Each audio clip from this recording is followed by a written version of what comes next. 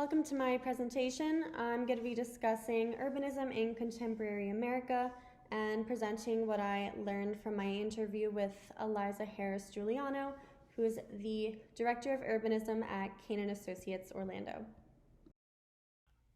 So I connected with Eliza over LinkedIn, and then I messaged her to schedule an interview, but because of complications related to the pandemic, I wasn't able to meet with her in person, so we scheduled an interview over Zoom.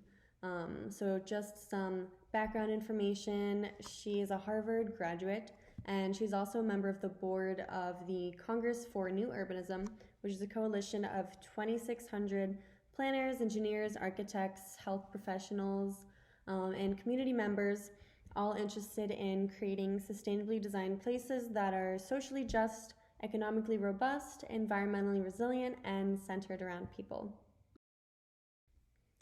So of course, as a student who might want to pursue this profession, I wanted to find out about her path towards becoming a planner at Canaan.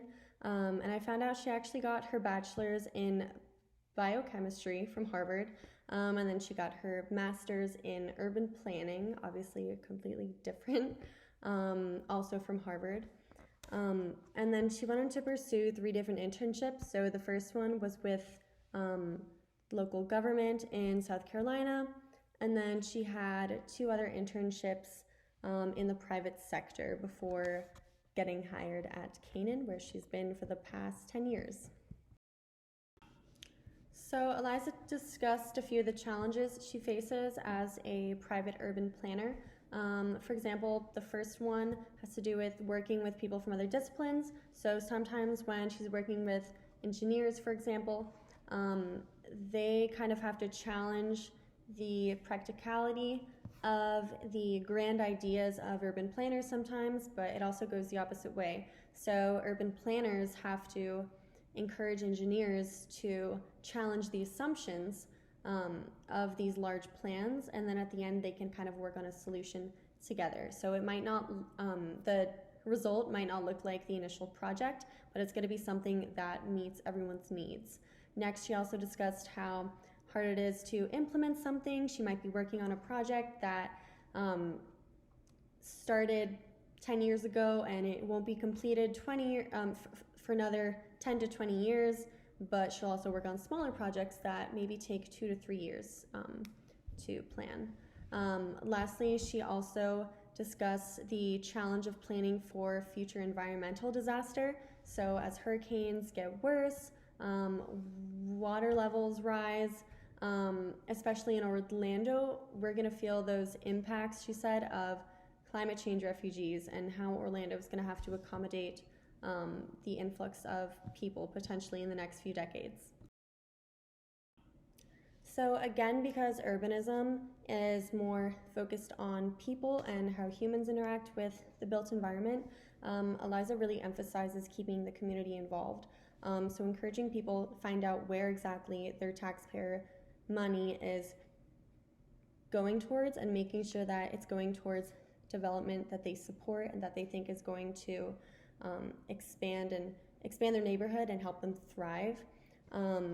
But when conflicts do arise, she encourages that people do, talk to their representatives in local government to demand those changes, but also to offer alternatives. So she'll say that sometimes people will contact their representatives trying to demand a change, but not offer any solution. So Eliza discussed how urban planners like herself have to respond to changes in not only our physical environment, but also our human landscape. So she said because a lot of infrastructure is so old, it's not necessarily representative of the needs of our current populations or our future societies. For example, the rise of women taking more positions in urban planning does have a huge effect on how we plan out our spaces. And that can be anything from designing street lighting to improve our streets, to more women-tailored entertainment spaces, to providing affordable zoning and housing options for single or low-income women. Another change she discussed was how to accommodate for the influx of individuals to downtown areas. So in Orlando, for example, over the past 10 years, because there's been an influx of people moving downtown, they need to plan for more essential services and recreational entertainment amenities to these regions. Lastly, she discussed how there are different challenges for small business owners compared to large corporations, and this is just for people who want to start or want to start a business. So, for example, large corporations know those processes and they have the resources to do that, whereas individuals wanting to start a local business in Orlando don't necessarily know all of the processes, or they're not super accessible.